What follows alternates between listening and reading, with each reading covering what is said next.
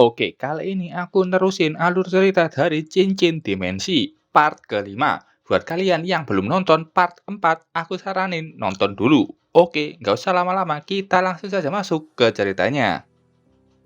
Uji coba di Taman Obat Spiritual dihentikan karena adanya masalah binatang buas yang berevolusi menjadi binatang spiritual karena aura iblis. Di aula besar Tanah Suci 5 Elemen, terlihat Jiangling yang menghadap 4 tetua. Ada 2 kursi kosong di situ. Tetua di paling kanan mengatakan, jangan terlalu cepat mengambil kesimpulan. Ada sesuatu yang menurutku mencurigakan di sini. Namanya Tu Sanrong. Dia ini adalah kepala pavilion air dengan kultivasi lingge. Bagaimana mungkin binatang buas level 7 menerobos pembatas yang dia pasang? Xia Qingchang, kepala pavilion bumi, mengatakan nggak ada yang mencurigakan tentang itu. Menurut pendapatku, Jiang Lingge ceroboh dan tidak terlalu memperhatikan yang menyebabkan kejadian itu. Kepala pavilion emas yang bernama Yan Qianjie bilang, setiap tahun puluhan murid harus mati dalam ujian lembah Wisteria. Tapi ini jumlah murid yang tewas atau terluka kurang dari 10 orang. Jadi itu bukan masalah besar, bukan? Dan yang dia tahu, Jiang Lingge tiba di kejadian telat selangkah. Kalau dia terlambat, mungkin sudah setengah murid elit dibantai. Dia hampir membuat kesalahan besar. Tan Surong di sini seperti di pihak Jiangling karena dia ingin memberikan Jiangling hukuman yang ringan. Karena baginya sebelumnya, Jiangling sudah mengalahkan Raja Iblis lainnya. Tapi beda pendapat dengan pemimpin lainnya yang bilang kesalahan tetaplah kesalahan. Sudah cukup, Lingge, kamu gagal dalam ujian ini. Aku akan menghukummu dengan 3 bulan gaji dan 3 bulan mengajar di aula pengajaran untuk murid-murid luar. Apakah kamu bersedia? Dia adalah Mulu, kepala pavilion kayu. Jiang Lingge menerima itu dengan lapang dada. Muluo bilang ke Xia Qingchang, karena ini akibat kelalaian muridnya, dia akan menerima hukuman juga. Dia akan mendenda dirinya sendiri dengan setengah tahun gajinya. Apakah kamu keberatan, saudaraku? Qingchang bilang tidak keberatan. Qianjie tanya ke Lingge saat tahu masalah ini diselesaikan oleh murid luar bernama Bai Yifan. Jiangling mengatakan kalau itu benar. Tan Surong tahu Yifan itu baru bergabung dengan sekte, tapi sudah banyak melakukan prestasi ajaib. Kultivasinya pun berkembang dengan cepat. Aku nggak tahu apa yang akan dia capai di masa depan. Aku menantikannya. Sayangnya, kalau saudara perempuanku ada di sini, dia mungkin akan sangat tertarik padanya. Dia melihat kursi kosong dengan lambang api yang tidak hadir pada waktu ini. Sementara itu, Yifan yang sedang bermeditasi terhenti karena batuk-batuk karena ada yang membicarakannya. Dia sudah mencoba pil penstabil pemberian Jiangling. Hasilnya tidak seperti yang dia harapkan. Kualitas pil ini tidak cukup baginya. Ranah surgawi mendalam, dikenal sebagai lautan kesadaran. Sumber dari semua bakat kekuatan spiritual, dapat melahirkan roh, memperkuat kekuatan spiritual dan menyimpan kekuatan roh. Tapi pertama kali menerobos ke surgawi mendalam, Yifan tidak dapat secara efektif mengendalikan kekuatan itu. Hal ini mengharuskan otak yang sebagai tingkat lautan kesadaran sampai di tingkat tertentu, agar bisa sepenuhnya bermetamorfosis. Cara menggerakkan lautan kesadaran ini mempunyai banyak celah. Kecerobohan sedikit saja akan membuat masuk ke dalam kegilaan. Tapi kebanyakan orang mengatakan, kita harus berkembang secara perlahan. Tapi aku punya cara yang brilian di sini. Yifan mengeluarkan sebuah biji kenari emas dari kantongnya. Yifan sudah kembali ke bumi sebelumnya dan membeli kenari itu dari bumi. Dia membeli yang paling besar. Biji kenari adalah hal terbaik untuk otak. Dan Yifan berharap apa yang dia pikirkan itu benar. Ini juga dapat bekerja di dunia ini. Yifan sudah memakan kenari itu. Setelahnya Yifan sadar Qi mulai mengalir menuju ke dalam dantiannya. Terus memusatkannya di dalam dantian untuk mempertahankannya. Aku bisa merasakannya. Energiku mulai menyatu di lautan kesadaran. 1 jam kemudian, Yivan membuka matanya dan senang. Energi di dalam tubuhnya sekarang sepenuhnya berada di bawah kendali kesadarannya. Sekarang, mari kita ambil buku latihan yang diberikan saudara Jiangling ke bumi untuk disederhanakan. Yivan sudah kembali ke bumi, dan sudah lama sekali dia tidak kembali. Sekarang dia punya banyak uang. Yivan ingin menikmati hari libur di bumi. Yivan membuka HP-nya dan melihat pesan orang tuanya yang saat ini sedang berlibur di Maladewa. Yivan senang, sepertinya keduanya baik-baik saja dan itu melegakan. Dia melihat ada pesan dari Tang Rongrong yang mengirimkan banyak pesan. Yivan bingung ada apa dengan Tang Rongrong. Yivan membalas itu dengan meminta maaf karena dia sibuk akhir-akhir ini. Dia bertanya apakah ada masalah. Saat itu pintu apartemennya digedor. Yivan kesal, siapa itu malam-malam begini datang. Yang datang ternyata teman masa kecilnya yang bernama Seng Hui. Yivan kaget saat melihat Seng Hui ada di depannya. Setelah itu di bar Hangzhou, Seng Hui dan Yivan sudah di sana untuk menikmati malam mereka. Seng Hui ke kota Hangzhou dan langsung ke rumah Yivan. Dia penasaran dari mana uang yang didapatkan Yivan. Kenapa dia bisa membeli mobil mahal? Apakah dia merayu cewek kaya? Aku nggak melihatmu selama bertahun-tahun dan mulutmu masih pedas seperti sebelumnya. Saat mereka enak-enak mengobrol, mereka mendengar ada suara berisik di belakang. Yivan sangat mengenal suara itu. Dan benar saja itu adalah suara Tang Rongrong yang tampak sedang dipaksa oleh om-om mesum untuk minum minuman. Padahal Rongrong di sini sudah menolaknya. Yivan berjalan ke sana. Seng Hui bertanya apakah dia mengenalnya. Iya, tunggu di sini sebentar. Maaf, ternyata ini orang belum om-om, masih bocah. Dia senang karena susah payah mengundang Rongrong menuju ke bar ini sebagai alasan teman sekelasnya. Dia mencari kesempatan saat Rongrong tidak dijaga pengawalnya dan akan melecehkannya agar bisa dia nikahi. Dia memaksa Rongrong untuk meminum minumannya sampai mabuk berat. Walaupun Rongrong di sini sudah menolak karena sudah merasa pusing. Yivan segera datang. Dia mengatakan tidak bisa minum lagi. Apa kau tidak mendengarnya? Pemuda ini sangat marah. Siapa kau ini? Minggir dan jangan ganggu urusanku. Aku ayahmu. Yivan meninju perut pemuda itu menyadarkannya dari impian bodohnya. Pergi dari sini. Jika aku melihatmu melecehkan Rongrong sekali lagi, aku akan menghajarmu. Pemuda ini paham dan minta ampun. Yivan menuju ke Rongrong. Dia bertanya apakah baik-baik saja dan masih bisa berdiri. Yivan bingung bagaimana Rongrong bisa berakhir menjadi gini. Rongrong menoleh dengan keadaan mabuk melihat kedatangan Yivan. Dengan pandangannya yang kabur, Rongrong bertanya kenapa Yivan ada di sini. 2 jam yang lalu, Rongrong yang ada di kamarnya. Maaf kalau aku sensor, bahaya kalau cuman pakai daleman saja. Rongrong di sini senang. Yivan akhirnya membalas pesannya. Rongrong mengajak Yivan untuk bertemu, tapi Yivan menolaknya karena alasan sibuk. Tapi sekarang dia malah ketemu di sini. Rongrong menangis memeluknya dan berkata kenapa selalu mengabaikannya. Rongrong bertanya kenapa sulit sekali bertemu Yivan. Dan kemana saja Yivan selama ini? Apakah Yivan bertemu dengan wanita lain? Yivan kelagapan dengan Rongrong yang sedang mabuk. Dia terus mengoceh membuat Yivan sedikit panik. Seng Hui tertawa mengejeknya. Kau benar-benar dilirik wanita kaya. Setelah itu tampak Yivan sudah membawa Rongrong.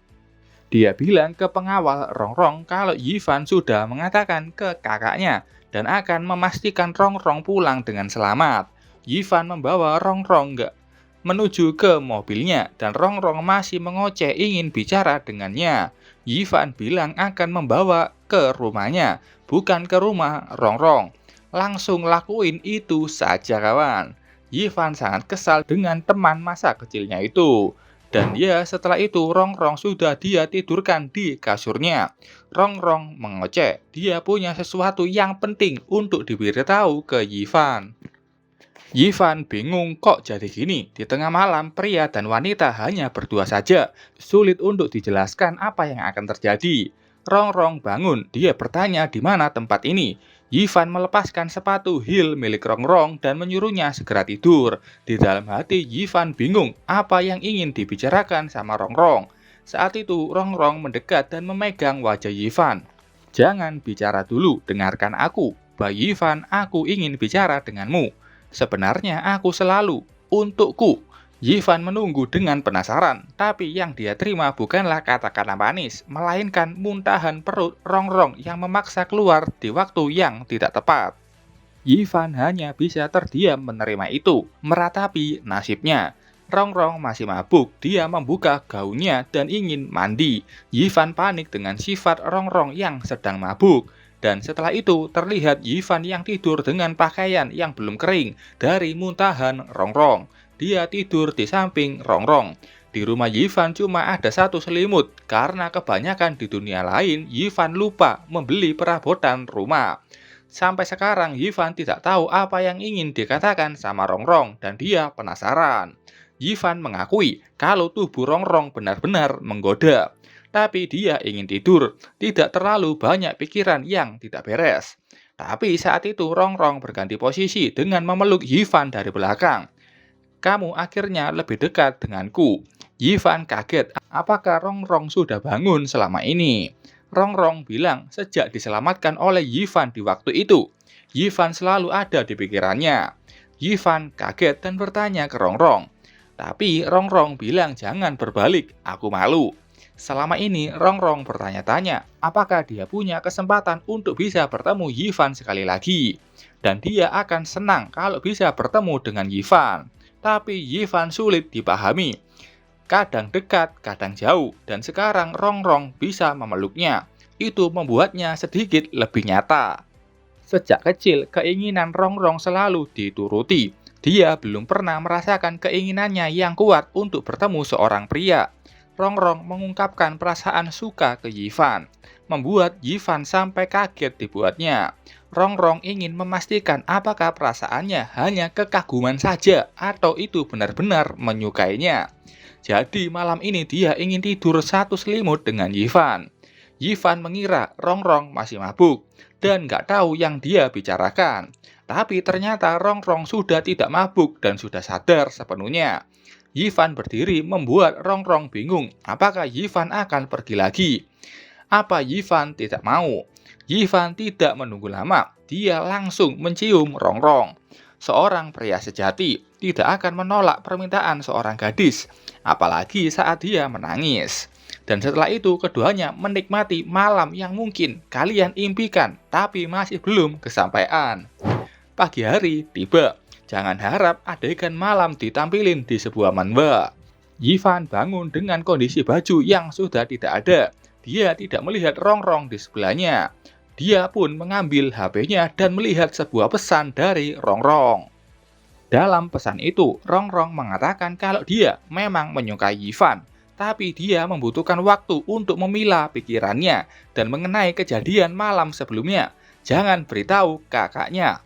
Aku nggak paham apa yang diucapkan Yivan di sini, tapi dia pikir Yivan dan Rongrong itu saling jatuh cinta. Dia mengingat kakak Rongrong. Kalau dia tahu, mungkin Yivan akan mendapatkan siksaan paling buruk karena kakaknya itu begitu menyukai dan melindungi adiknya. Entah apa yang akan dia terima kalau ketahuan.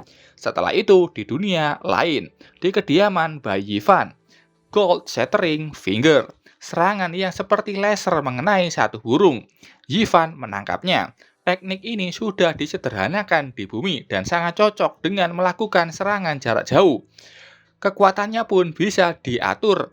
Apakah itu kuat atau lemah? Seperti yang dilakukan pada burung yang terkena serangan tadi. Ternyata masih hidup. Saat menghadapi musuh yang kuat di masa depan, Yivan bisa mendapatkan peluang menang lebih besar. Saat itu muncul aura di sebuah gunung dan suara lonceng. Yivan tahu itu adalah lonceng Tianyin di Gunung 5 Elemen. Liu Wei segera menuju ke rumah Yivan dan mengatakan kalau Panatua mengumpulkan semua murid luar, mungkin akan terjadi hal besar. Yivan paham dan ayo pergi ke sana. Di aula, terlihat Panatua yang mengatakan ada berita bahwa Raja Iblis Hou Yun dari Sekte Sura membantai sebuah kota kecil di perbatasan kerajaan dan menangkap 180.000 orang untuk melakukan praktis iblis. Itu sungguh keji. Setelah berdiskusi dengan Tanah Suci Zhen Wu dan Tanah Suci Dua Bao, Tanah Suci 5 elemen memutuskan untuk bertindak atas nama surga dan memasuki jurang abadi untuk menaklukkan iblis ini. Murid luar kaget saat mendengar jurang abadi disebut. Xia King Chang bilang latihan kali ini murid luar boleh ikut serta secara sukarela. 3 murid dengan performa terbaik akan mendapatkan hadiah, masing-masing pil Wang Chen, senjata langka pedang Hong Yuan, dan 1 gulungan teknik bela diri tingkat atas Overlord Fist. Bagi yang berminat bisa datang ke Aula Zhongwu untuk mendaftar dan berangkat dalam 1 hari. Murid yang mendengar pil Wang Chen sebagai hadiah sangat kaget. Itu adalah ramuan kelas menengah. Kalau memakannya di puncak ranah surgawi yang mendalam, mereka akan mendapatkan peluang 90% untuk menerobos ke ranah divine mythical. Ada juga senjata sihir kualitas tinggi dan teknik tinggi juga. Liu Wei bertanya ke Yivan bagaimana menurutnya. Yivan tampak memikirkan apakah itu bagus. Kali ini ketiga Tanah Suci berpartisipasi dalam pelatihan ini. Aku khawatir para petinggi ingin kita, para murid luar melakukannya dengan sangat baik dan membawa kehormatan bagi Tanah Suci 5 elemen. Jika tidak, mereka tidak akan bisa menawarkan begitu banyak hal baik sebagai hadiah.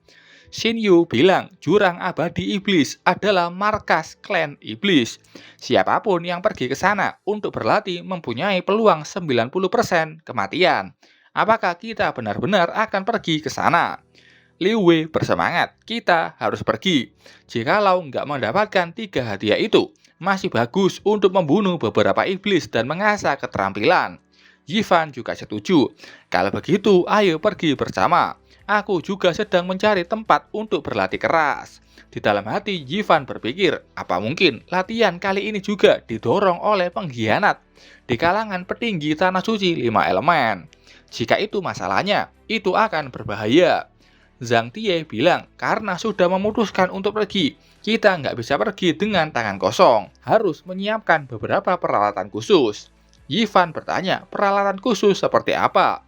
Jurang abadi punya kedalaman 99 tingkatan, dan setiap tingkatan itu adalah sebuah dunia kecil. Total ruang yang digabungkan ratusan kali lebih besar dari luas daratan. Seperti dungeon. Jurang iblis abadi gelap sepanjang tahun dan merupakan rumah bagi monster bawah tanah seperti yaksa, raksasa, iblis, troll, sucubus, syura, dan lain-lain.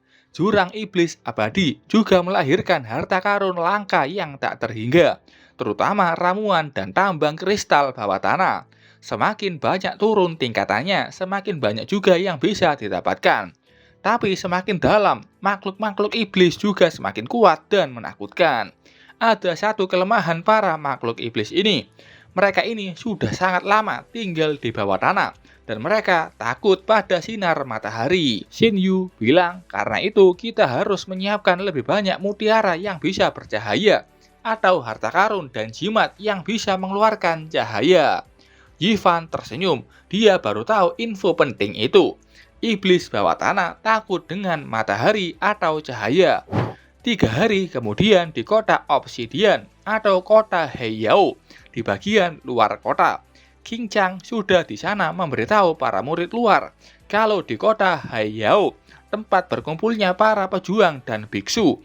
Mereka di sini bisa menjual mayat monster atau membeli persediaan obat.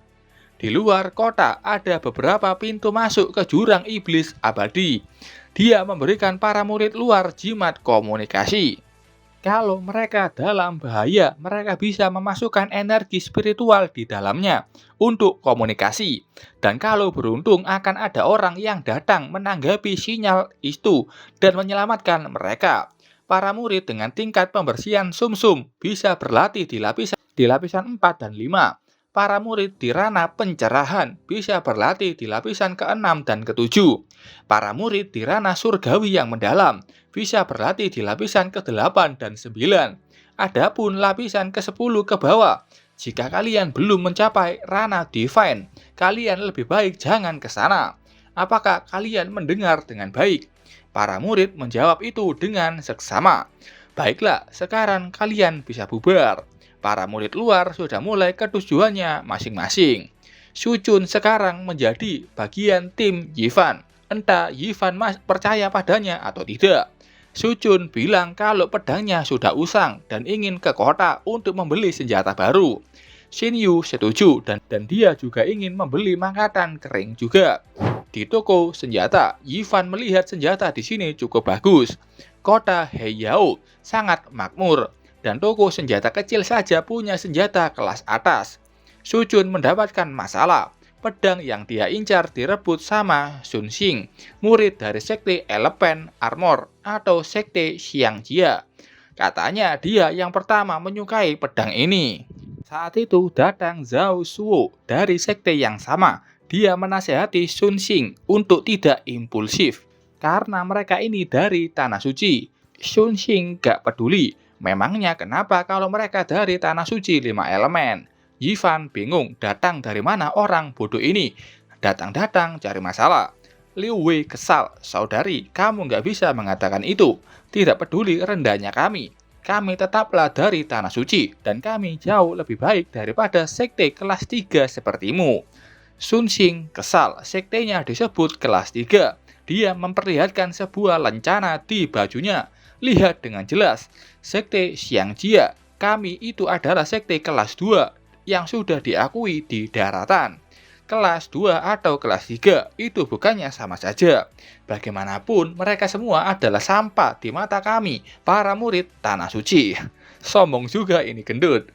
Sun Xing terpancing emosi dan ingin bertarung dengan Liu Wei. Tapi saat itu dia berhenti karena ada sebuah pedang yang mengarah ke wajahnya. Aku, Bai Yivan, biasanya tidak sudi memukul wanita. Kecuali mereka yang buat keributan tanpa alasan. Sun Xing kaget saat pedang Yivan sudah dengan cepat ada di depan lehernya. Dia bahkan tidak sadar dengan gerakan Yivan. Letakkan pedangmu itu dan keluar dari sini. Sun Xing mengalah dan pergi dengan murid sektenya. Shinyu menyerahkan pedang yang diinginkan Sucun sebelumnya. Sucun berterima kasih dengan itu. Saudari Junior Shu, kamu harus berlatih lebih keras. Jika tidak, kamu akan terus diintimidasi sepanjang waktu.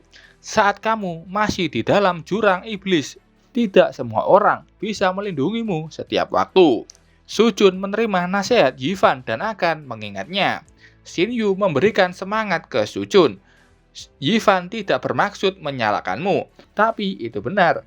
Kalau ingin bertambah kuat, berlatihlah dengan baik di masa depan. Sucun mengerti dan seperti nggak suka dinasehatin ini bocah wajahnya. Sementara itu di penginapan, mana sekte Xiangjia menginap. Sun Xing mendapatkan tamparan dari orang yang sangat marah kepadanya. Sun Xing meminta maaf, Panatua Jiang. Sayalah yang telah mempermalukan sekte ini.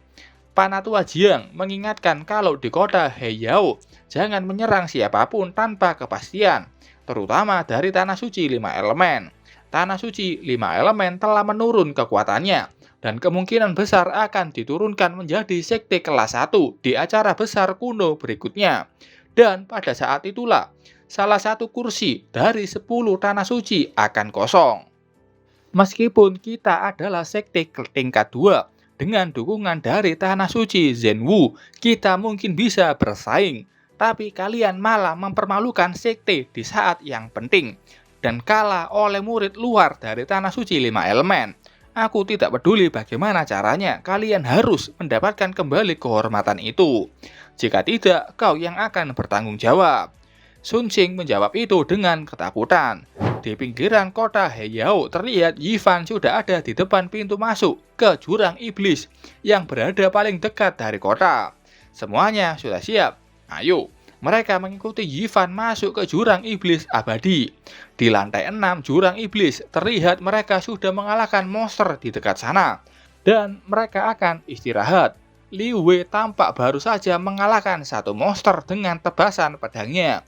Liu Wei bilang mereka sudah memasuki lantai 6 dalam beberapa hari terakhir dan sudah mengalahkan kurang lebih 1000 iblis. Ini adalah tempat berkumpulnya para iblis. Zhang Tie percaya diri kalau jumlahnya lebih banyak pun mereka ini bukan tandingan kelompok Liu Wei. Xin Yu menemukan jamur iblis yang memancarkan cahaya pelangi. Zhang Tie memujinya. Dia bisa menemukan hal berharga dalam sekejap. Xin Yu senang ini akan bisa dijual dengan harga yang bagus. Semuanya sudah hampir waktunya kita berpisah di sini. Aku akan turun ke lantai 7 untuk melihat-lihat. Hanya Yifan yang bisa pergi karena dia sudah di ranah surgawi yang mendalam.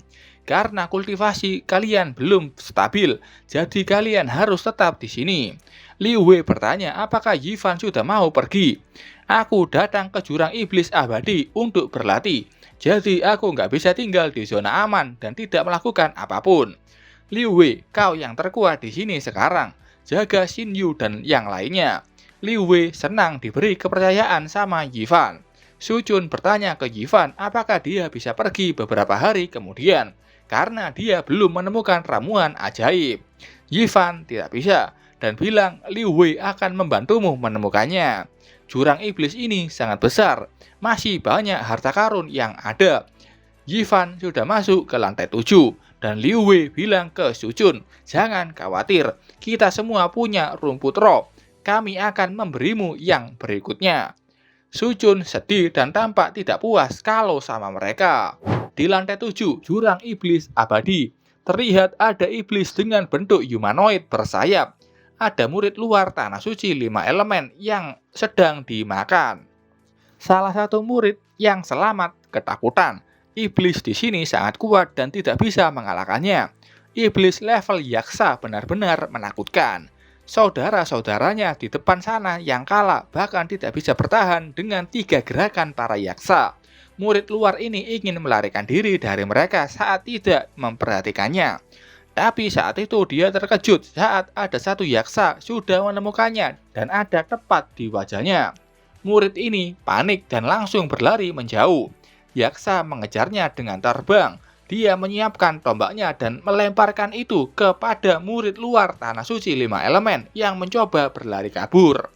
Dia panik saat melihat tombak itu yang sudah ada di belakang kepalanya. Aku tidak ingin mati. Kata-katanya itu dikabulkan sama autor. Ada sebuah serangan yang menghancurkan tombak yaksa. Aku tidak menyangka iblis pertama yang aku temui di lantai 7 adalah yaksa. Ada sebuah serangan lain yang datang dan serangan itu berhasil menjatuhkan yaksa. Ini adalah saat yang tepat untuk mencoba skill baruku. Para yaksa yang lainnya sudah menyadari keberadaan mangsa baru. Murid luar sebelumnya sangat senang dia terselamatkan. Ayo, aku akan bermain dengan kalian. Itu Bai Yifan yang baru sampai di lantai 7. Para yaksa sudah terbang ke arahnya. Yifan melihat itu dan bingung kenapa hanya ini saja yang datang padanya. Murid ini panik, semuanya menuju ke sini. Apakah kamu punya harta karun yang bersinar, adik junior?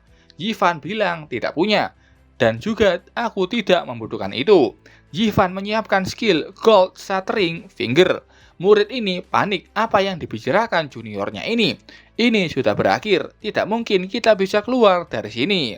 Menyingkirlah. Serangan Yifan sudah terbang, jangan khawatir, ini hanya beberapa dari mereka. Jumlah mereka nggak cukup bagiku untuk bertarung. 2 tebasan dengan mudah mengalahkan 2 yaksa. Membuat murid ini kaget bukan main. Dia kuat. Kuat atau tidaknya seseorang nggak bisa dinilai dari penampilannya. Yifan membentuk pedang dari darah dan ki. Yaksa lainnya lanjut terbang dan menyerang Yifan. Yifan memakai teknik lainnya, Rainstorm Sword teknik. Keluar banyak sekali serangan aura pedang yang dengan mudah menghancurkan tubuh para yaksa. Yifan sadar saat ada yang masih selamat dan mulai menghindari dengan floating step. Karena ada sebuah tombak yang hampir mengenai tubuhnya. Yifan melihat ada satu yaksa yang lebih kuat daripada yang lainnya. Dan Yifan yakin itu pasti adalah yaksa yang setingkat dengan ranah surgawi mendalam. Yivan senang, akhirnya ada sesuatu yang bagus juga.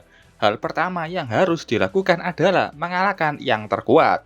Yivan melaju ke depan, Flame of Fire. Tebasan Yivan berhasil ditahan. Yivan memujinya yang bisa bereaksi dengan cepat. Tapi Yivan dengan cepat sudah menyiapkan serangan lainnya. Coba tahan yang satu ini.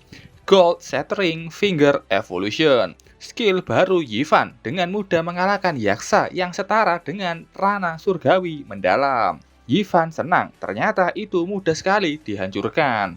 Murid ini kaget, tidak mungkin. Tidak mungkin, bagaimana bisa dia mengalahkan seorang pemimpinan yaksa sekali serangan saja. Yaksa kerucu mulai ketakutan dan mulai berlari kabur. Yivan mengarahkan Gold Shattering Finger ke mereka. Kalian mau pergi kemana? Sudah datang ke sini, maka tinggallah selama yang kalian mau. Serangan Yivan benar-benar punya daya hancur yang kuat. Semuanya langsung kalah. Kuat, orang ini benar-benar kuat. Yivan mengambil tanduk yaksa yang bisa dia gunakan untuk membuat senjata ajaib. Dan kalau ini diserahkan dalam sepasang akan mendapatkan 200 poin kontribusi. Walau Yivan tidak kekurangan poin kontribusi, tapi tetap dia ambil. Yivan berjalan pergi. Gold Shattering Finger benar-benar efektif. Dia berpikir apa perlu melatih di jari kakinya juga. Murid yang selamat ini ingin ikut dengan Yivan. 2 hari sudah berlalu sejak saat itu. Yivan terlihat sedang tidur santai di jurang iblis abadi lantai 7. Banyak monster yang sudah ditemui oleh Yivan. Segala jenis sudah dia kalahkan. Dia mencari pintu ke lantai 8 tapi belum menemukannya. Saat itu Yivan melihat ada pesan transmisi menyala di alat komunikasinya, yang artinya ada orang yang meminta bantuan. Yivan juga melihat sebuah energi yang tampak bisa menuntun ke arah mana lokasi orang yang minta bantuan itu. Di tempat lain terlihat ada 3 wanita. Yao Hui'er yang ada di depan menyuruh orang yang menyerangnya untuk melepaskan 2 adik perempuannya.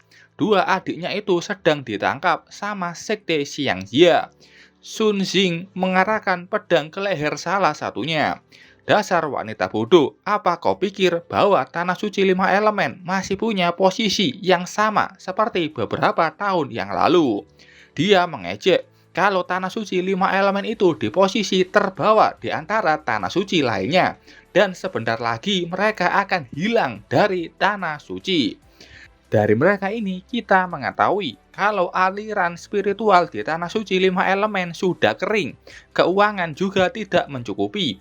Tidak perlu menunggu aliansi 100 sekte untuk memperhentikan Tanah Suci 5 elemen. Mungkin Tanah Suci 5 elemen akan bangkrut sendiri. Sun Xing menyuruh Hui'er membuang senjata dan alat transmisinya. Kalau tidak, dia akan membunuh saudarinya ini. Hui'er dan teman-temannya mengerti dan melepaskan semua senjata dan alat komunikasi. Sun Xing dan lainnya langsung membakar semua itu, dan dengan ini mereka tidak akan bisa meminta bantuan. Sekte Xiangjia mulai mengepung kelompok Hui'er. Apa yang kalian inginkan? Kami sudah melakukan yang kalian katakan. Murid sekte laki-laki mulai mengeluarkan nafsu bejatnya dan ingin melecehkan semua murid perempuan itu. Sun Xing yang cewek tidak tertarik dan akan menyingkir dari sana dulu. Hui'er panik melihat wajah menjijikan mereka yang sudah tidak sabar. Saudari Hui'er ingin melawan, membuka jalan agar salah satu dari mereka bisa selamat. Zhao, panggilan rekannya, mulai berjalan menuju ke Hui'er dan saudari-saudarinya dengan wajah yang menjijikan. Tapi saat itu ada sebuah tebasan pedang yang mengakhiri kisah hidup Zhao dari dunia. Murid lainnya kaget saat melihat Zhao sudah terbunuh. Sun Xing juga menoleh ke sana, bertanya apa yang terjadi. Mereka melihat saudara Zhao sudah mati dan bingung apa yang sebenarnya terjadi. Mereka menoleh dan melihat siapa pelakunya. Hanya sekelompok pria besar yang berani menindas gadis. Mengatakan sekte kalian tingkat 2 adalah sampah. Itu memang kenyataan. Kalian itu sampah. Sun Xing tentu mengenal siapa itu Yifan dan tidak menyangka akan bertemu lagi di sini. Dia menyuruh kawan-kawannya untuk lari saja karena dia tahu bagaimana kekuatan Yifan yang menakutkan. Apa kalian pikir bisa melarikan diri? Saat aku ada di depanmu, Yifan menembakkan Gold Shattering Finger, mengalahkan banyak murid sekte Xiang Jia sekaligus. Sun Xing kaget melihat itu. Aku sudah bilang, aku tidak memukul wanita, kecuali wanita itu yang tidak masuk akal. Yifan dengan gerakan cepat sudah berada di belakang Sun Xing. Sama seperti itu, aku juga tidak membunuh wanita, kecuali sampah. Sun Xing memohon untuk tidak membunuhnya. Dia mengaku salah, tapi Yifan tetap melakukannya dan mengakhiri hidup Sun Xing. Setelah itu, Hui'er dan saudari-saudarinya berterima kasih ke Yifan. Kalau tidak ada dia, entah nasib apa yang akan mereka terima. Jika sekte sesat itu tidak segera dihentikan, entah apa yang akan mereka lakukan ke depannya. Kita semua murid Tanah Suci 5 elemen menjadi keharusan untuk membantu.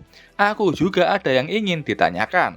Apa kalian tahu di mana pintu masuk ke lantai 8? Hui'er kaget saat Yifan bertanya karena dia mendengar lapisan 8 itu ada pemimpin iblis yang di tingkat divine. Kalau ingin turun harus berhati-hati. Yifan mengerti dan akan berhati-hati. Hui'er memberitahunya, keluar dari hutan ini, Yifan akan melihat sebuah sungai dan ikuti saja sungai itu sejauh 50-60 km. Kamu akan melihat pintu masuknya. Yifan berterima kasih dan memberikan beberapa tanduk yaksa sebagai tanda terima kasihnya. Hui'er senang dan menerimanya. Yifan juga memberikan mereka susu binatang spiritual. Mereka bisa meminumnya untuk memulihkan stamina dengan cepat.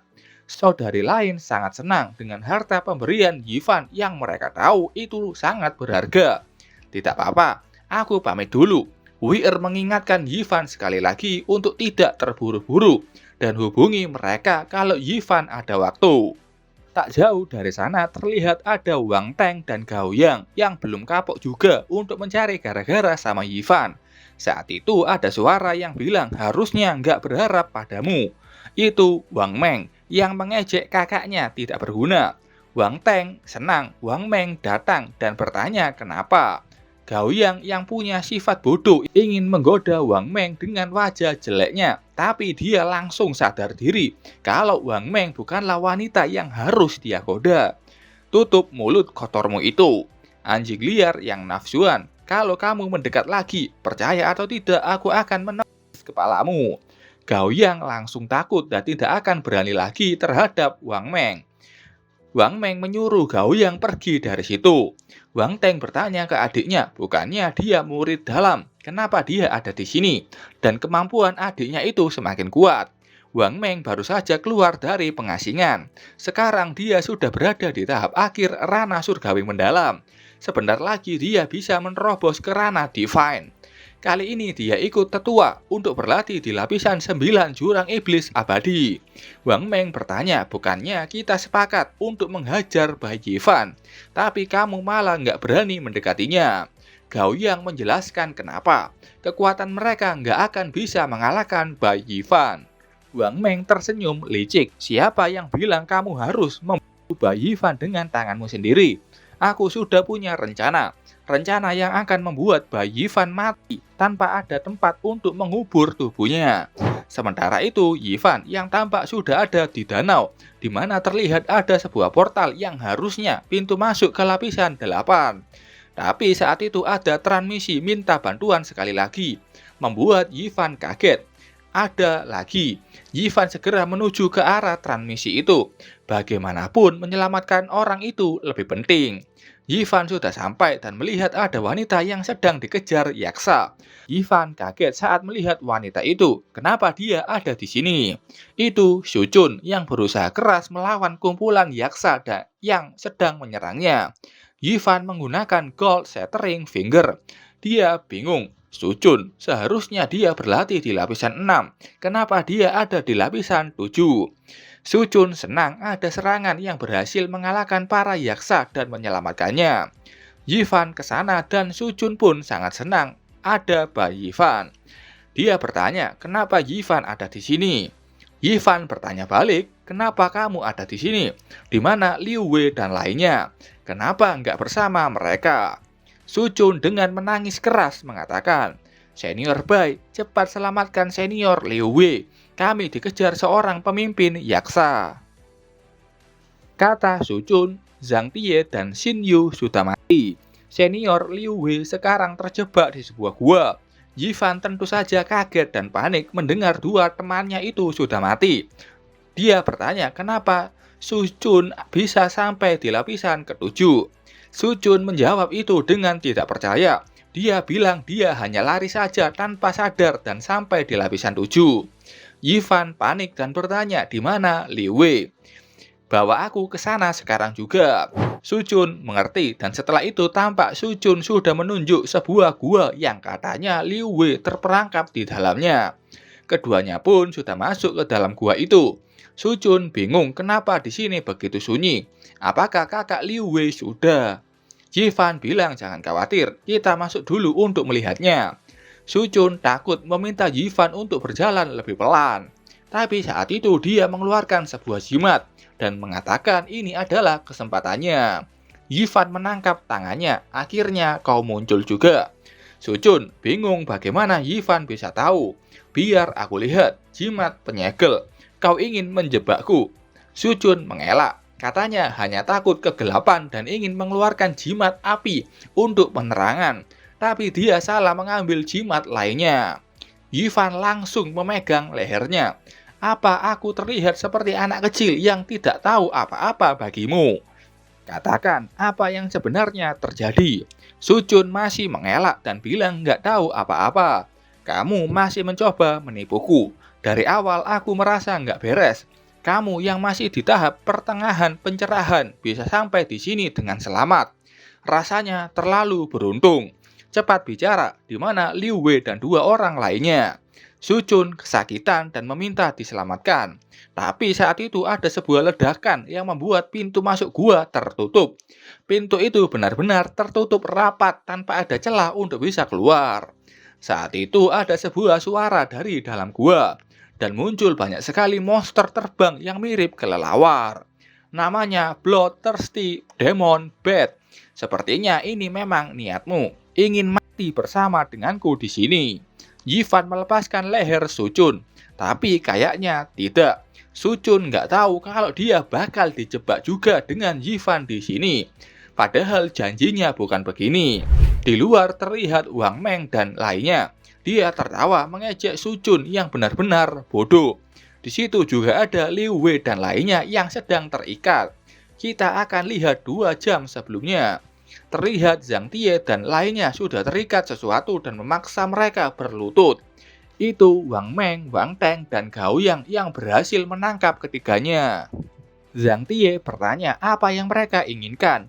Menyerang sesama murid itu melanggar aturan. Apa mereka nggak takut saat mereka melaporkan ini ke tetua? Wang Teng tertawa. Aku nggak punya dendam dengan kalian. Tapi salah siapa kalian berteman dengan Bai Yifan? Aku hanya bisa menggunakan kalian untuk melawannya. Xin Yu sangat marah, kalian ini licik sekali. Bahkan memikirkan cara sekeji ini, kami gak akan membiarkan kalian berhasil. Wang Teng bilang akan memberi kesempatan. Bagi siapa yang mau membujuk Bai Yifan ke sini, dia akan dibebaskan. Xin Yu yang setia kawan tidak akan melakukan itu. Liu Wei pun begitu. Lebih baik aku mati daripada mengkhianati saudara Yifan. Wang Teng sangat kesal dengannya dan menendang Liu Wei.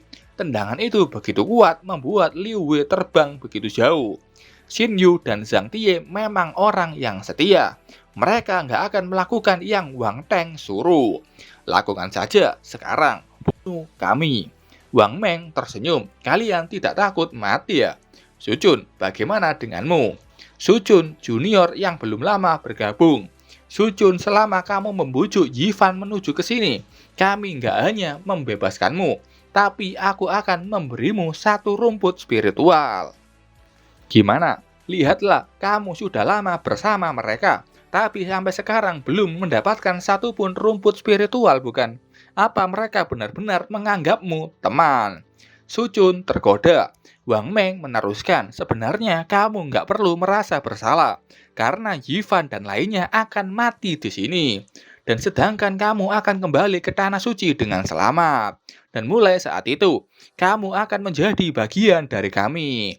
Kamu tahu, aku adalah murid dalam. Selama aku melindungimu, tidak ada yang berani mengganggumu di tanah suci. Zhang Tie masih berharap ke Sucun tidak akan menerima tawaran itu. Tapi melihat wajah Sucun yang benar-benar bingung harus memilih yang mana. Dan ya seperti yang kita tahu, akhirnya dia memilih tawaran dari Wang Meng. Wang Teng memuji adiknya yang benar-benar punya ide brilian. Kali ini dia yakin Yifan tidak akan lolos.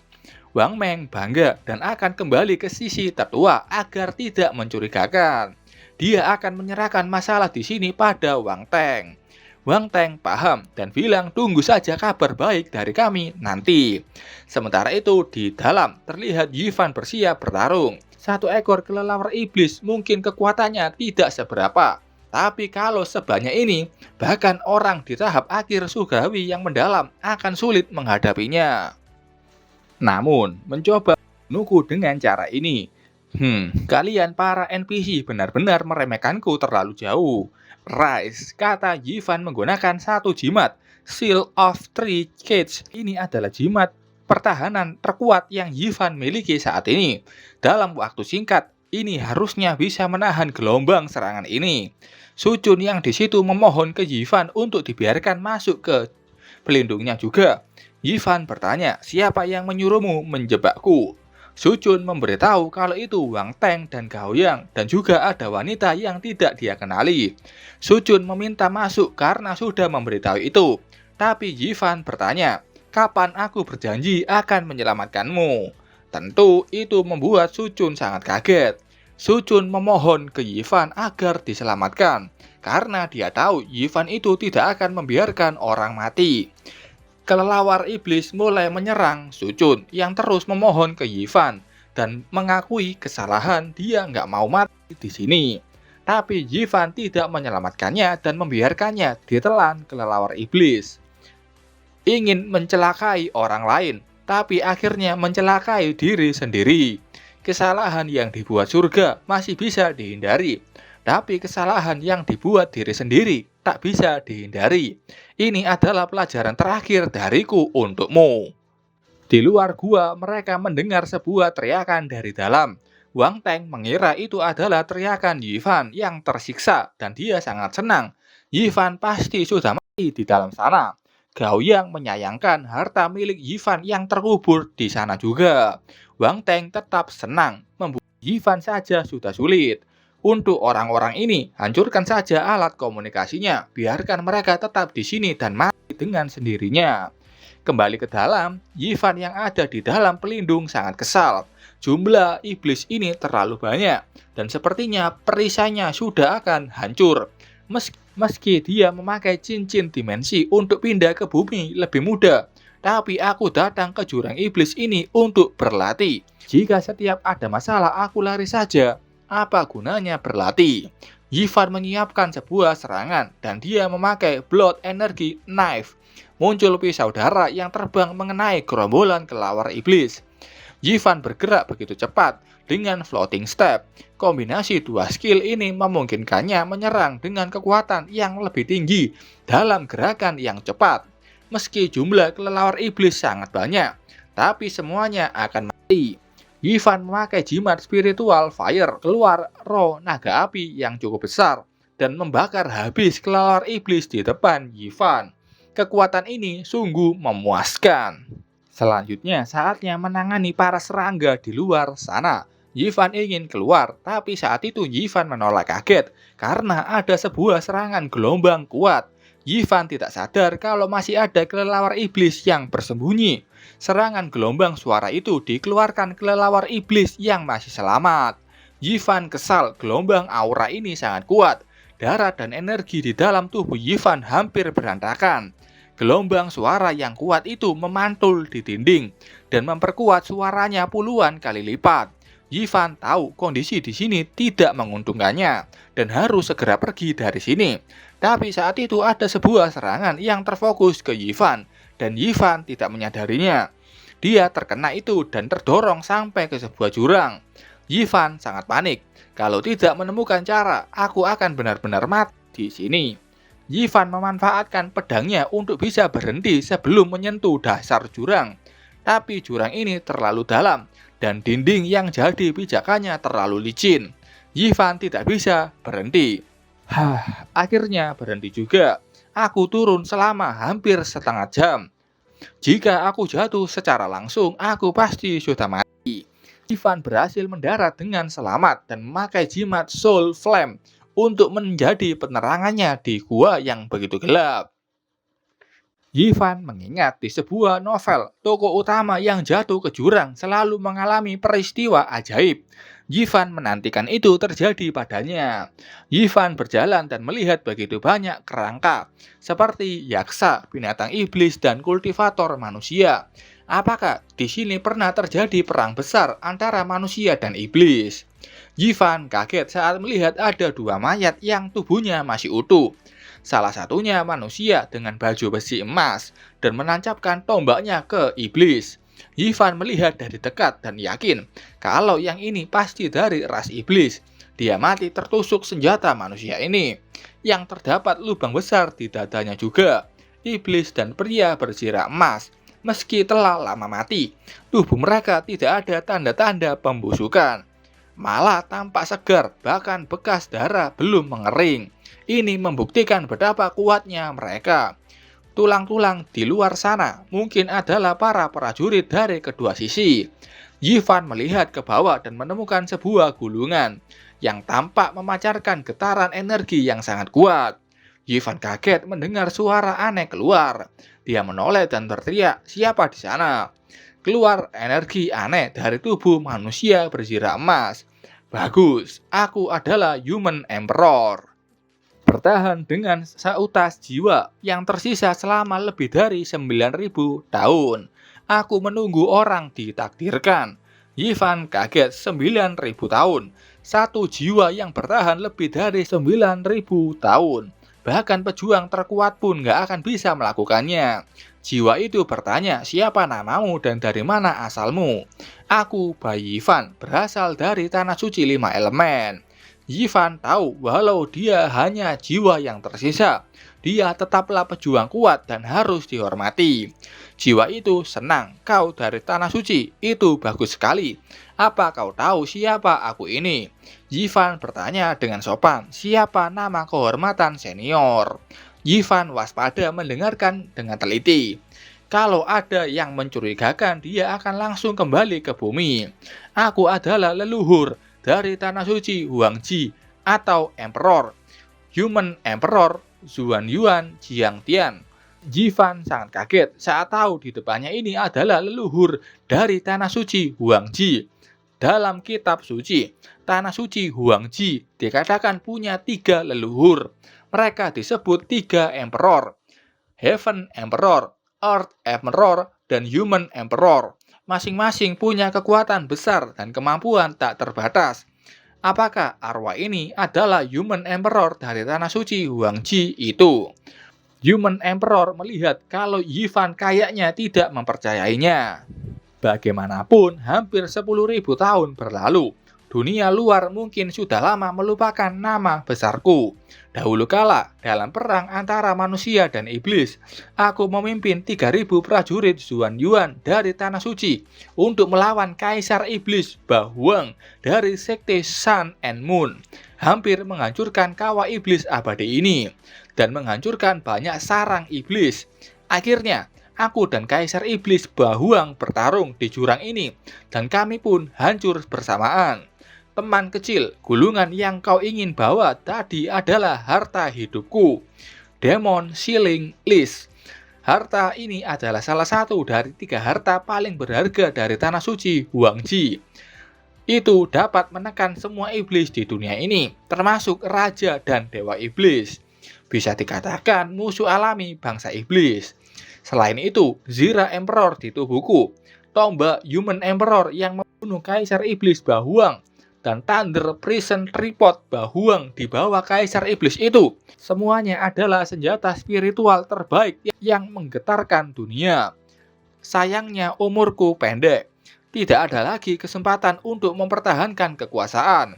Teman kecil, karena kita ditakdirkan bertemu, apakah kamu mau mewarisi kekuatanku? Yifan bertanya. Senior, apa yang akan kau ajarkan padaku? Datanglah ke hadapanku, bersujud 3 kali, akui aku sebagai gurumu, dan aku akan mewariskan kepadamu Emperor Ultimate World Map, serta semua perlengkapanku. Ini adalah seni tertinggi dari Tanah Suci Huangji, terbagi menjadi 3 bab, Heaven, Earth, dan Human. Setelah mempelajarinya, kamu akan menjadi murid sejati dari Tanah Suci Huangji, diberikan nama keluarga Huang dan memiliki kehormatan tertinggi. Yifan mengerti dan seperti ingin bersujud ke Human Emperor. Human Emperor tersenyum licik. Ini adalah takdir besar kita dipertemukan di sini. Sujudlah, aku akan segera mengajarimu seni bela diri yang tak tertandingi. Dan masa depan manusia bergantung padamu. Tapi saat itu Yifan melompat mundur. Ada yang tidak beres. Human Emperor bingung apa yang kau lakukan. Senior, kau tidak ada niat berpura-pura mengajariku seni bela diri, lalu mencuri tubuhku bukan? Human Emperor bertanya, bagaimana mungkin aku melakukannya? Aku adalah Human Emperor, salah satu pejuang terkuat manusia. Bagaimana mungkin aku mencuri tubuh seorang anak kecil seperti dirimu? Yifan tidak peduli. Aku terlalu khawatir, tapi aku ini adalah murid Tanah Suci 5 elemen. Tanpa izin guruku, bergabung dengan aliran lain adalah ketidaksetiaan. Lupakan saja, aku tidak akan mengambil warisan ini. Senior, tunggu saja orang yang ditakdirkan berikutnya datang. Dasar bocah kurang ajar, kembali ke sini. Human Emperor mengejar Yifan dan tanpa ingin mengambil alih tubuh Yifan secara paksa. Aku telah menunggu selama ribuan tahun. Bagaimana mungkin aku akan membiarkanmu pergi begitu saja? Serahkan tubuhmu padaku. Niat sebenarnya Human Emperor keluar. Dugaanku memang benar. Ternyata ada sesuatu yang nggak beres. Untungnya aku belum menggunakan kesempatan untuk melintasi dunia hari ini. Yifan menggunakan cincin dimensi untuk kembali ke bumi. Dan setelah Yifan kembali ke bumi, dia tidur dengan damai. Kalau dia nggak kembali, Yifan akan menjadi boneka yang dikendalikan saja.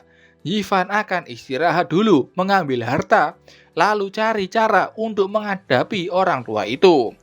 Orang tua itu, maksudmu aku. Human Emperor ternyata ikut juga ke bumi, tapi dalam wujud roh yang sangat kecil dan lemah. Dia bingung tempat apa ini. Dia bertanya apa yang dilakukan oleh Yifan. Kenapa kekuatan spiritualnya hilang sepenuhnya? Yifan hanya bisa melongo kaget. Hah? Apa ini? Apa yang terjadi? Roh ini adalah Human Emperor. Apa dia juga ikut melintasi ruang denganku? Human Emperor terbang di langit-langit kamar Yifan. Dia bingung, apa ini alat sihir? Bagaimana caranya cahaya ini begitu terang bisa muncul? Mengapa aku belum pernah melihatnya sebelumnya? Tunggu, aku ingat selain teknik, jika membawa sesuatu dari daratan kembali ke bumi, semuanya akan membusuk. Kenapa jiwa yang tersisa ini tidak? Yifan sadar rahasia cincin kuno miliknya ini masih banyak yang tidak dia ketahui. Human Emperor kesal dengan Yifan. Bagaimana ini terjadi? Tempat apa ini sebenarnya? Cepat kembalikan kekuatan spiritualku. Berisik sekali. Masuk dulu ke sini kau. Yifan memakai penyedot debu untuk menyedot jiwa manusia terkuat itu. Yifan berhasil mengurung Human Emperor ke sebuah kotak kaca. Human Emperor marah-marah, meminta untuk dikeluarkan dari sana. Jangan buang-buang tenaga. Dengar, mulai sekarang aku akan bertanya, dan kamu akan menjawab satu persatu. Human Emperor bilang ancaman Yifan mana mungkin mempan padanya. Oh, apa benar begitu? Yifan menyodorkan penyedot debunya sekali lagi. Itu membuat Human Emperor trauma dan akan bicara sesuai keinginan Yifan. Interogasi dimulai. Kamu benar-benar leluhur Human Emperor dari Tanah Suci, Huangji. Human Emperor menjawab itu dengan yakin, mana mungkin dia palsu. Sebagai pemimpin umat manusia, kenapa kau ingin mencelakai keturunanmu sendiri dengan segala acara berusaha merampas tubuh mereka? Jawabannya, karena Human Emperor terkurung hampir 10.000 tahun di jurang iblis. Dia ingin bebas dan tidak peduli dengan moral dan hati nurani lagi. Kalau begitu, aku tanya kamu, beberapa alat sihir di bawah jurang itu rusak sampai seperti itu, apakah masih bisa digunakan? Yifan gak kurang sumber daya, tapi kurang alat sihir dan seni bela diri. Human Emperor menjawab, semua itu sudah hancur dan tidak akan berguna lagi. Itu tidak bisa digunakan. Kalau gitu, mendengarkanmu juga nggak ada gunanya. Lebih baik biarkan jiwamu lenyap dan cepat sana dan pergi reinkarnasi. Human Emperor kesal, katanya meski alat sihirnya rusak, tapi Demon Sealing List masih bisa digunakan. Asal Demon Seal ini adalah selembaran kitab surgawi yang tersesat dari dunia dewa. Kekuatannya tak terhingga. Disebut-sebut sebagai pembasmi iblis dan alat sihir umat manusia. Teman kecil, lepaskan aku. Aku akan mengajarimu cara menggunakan alat sihir itu. Percayalah padaku, kamu pasti akan kagum dengan kekuatannya. Yifan bilang ceritakan dulu, aku akan dengarkan. Demon Seal List punya 9 kegunaan ajaib. Pertama, menelan jiwa, khususnya iblis yang kuat, untuk memperkuat atau memperbaiki dirinya sendiri. Kedua, menyegel, memperbudak iblis, menjadikannya alat. Ketiga, pelatihan bersama manusia dan iblis. Keempat, menyimpan dunia. Kelima, memurnikan bahan iblis. Kesembilan, mengaktifkan alat ini tidak perlu menggunakan kekuatan spiritual. Mengkonsumsi kekuatan mental juga bisa. Yang lainnya belum disebutin. Yifan kagum, itu sepertinya cukup hebat juga. Human Emperor ketakutan saat melihat Yifan yang mengeluarkan kotak hitam dari tangannya. Tenang saja, lanjutkan saja ceritamu. Oh iya, tadi kan kamu bilang ingin mengajariku teknik tertinggi dari Tanah Suci Huangji bukan? Sepertinya namanya world map atau apalah itu. Sekarang sampaikan itu secara lisan. Semakin rinci, semakin baik. Setelah kamu mengajariku, aku akan melepaskanmu dari situ. Human Emperor sangat marah ke Yifan, tapi dia akan bersabar. Kalau dia sudah bebas, dia akan membuat Yifan menyesal. Awal cerita dimulai dari Emperor Full Booster World Map yang ada 3 volume, Heaven, Earth, dan Human. Dan Human Emperor hanya punya yang volume Human Emperor saja. 2 jam kemudian, singkatnya, siapapun yang berlatih teknik ini telah berhasil akan kebal terhadap senjata tajam, tahan pada api dan air, nggak terpengaruhi racun, dan tubuhnya akan menjadi tak terlihat. Inilah kehebatan teknik itu. Yifan senang, sepertinya teknik ini memang sangat ajaib. Penjelasanmu sangat bagus. Human Emperor kelelahan menjelaskan semua itu sekaligus pada Yifan, dan membuatnya ingin mati saja. Oke, karena sudah selesai, kamu nggak ada gunanya lagi. Tenanglah, karena kita bertemu secara kebetulan, aku akan berdoa kepadamu, agar kamu bisa tenang menuju reinkarnasi. Human Emperor panik, kamu membuangku tanpa petunjukku. Apa kamu yakin bisa mengingat semua teknik rumit itu? Mungkin kau nggak akan bisa memulainya. Yifan memamerkan kecanggihan HP-nya. Dia sudah merekam semua penjelasan Human Emperor dari awal sampai akhir. Zaman sudah berubah, kawan tua. Human Emperor ketakutan dengan dunia ini yang katanya mengerikan. Yifan memaksa jiwa Human Emperor masuk ke dalam microwave. Jika aku membiarkanmu kembali ke sana, siapa tahu kamu akan mencelakai anak-anak manusia lainnya. Karena kamu sudah berada di jalan kematian, lebih baik segera reinkarnasi. Human Emperor berteriak, keluarkan aku cepat. Microwave dinyalakan. Lonjakan energi di dalamnya membuat jiwa kecil Human Emperor tidak sanggup bertahan. Dan akhirnya jiwa itu meledak, hilang sepenuhnya. Human Emperor semoga tenang di alam sana. Makhluk ini harus dimusnahkan. Kalau dibiarkan di dekatku, hanya akan menjadi masalah besar. Sekarang aku benar-benar bisa tenang. Kayaknya fix, Human Emperor sudah ke alam baka menunggu waktunya reinkarnasi. Selanjutnya adalah Demon Seal List. Gulungan itu dibawa sama Yifan. Dia meneteskan darahnya ke gulungan itu, sesuai petunjuk dari Human Emperor padanya.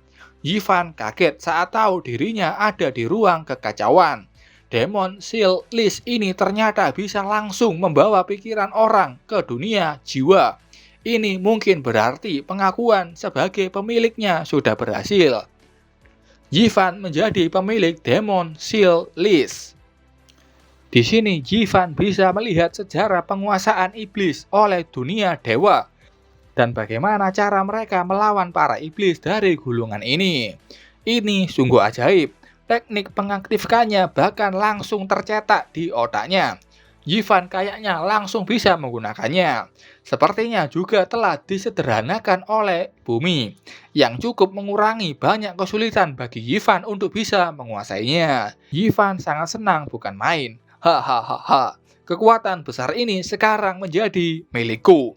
Sepertinya aku harus mencari iblis untuk menguji kemampuanku. Oke, sampai sini dulu ceritanya. Terima kasih buat kalian yang sudah nonton video ini sampai selesai. Dan jangan lupa nonton video lainnya. Sampai ketemu di video selanjutnya. Bye-bye.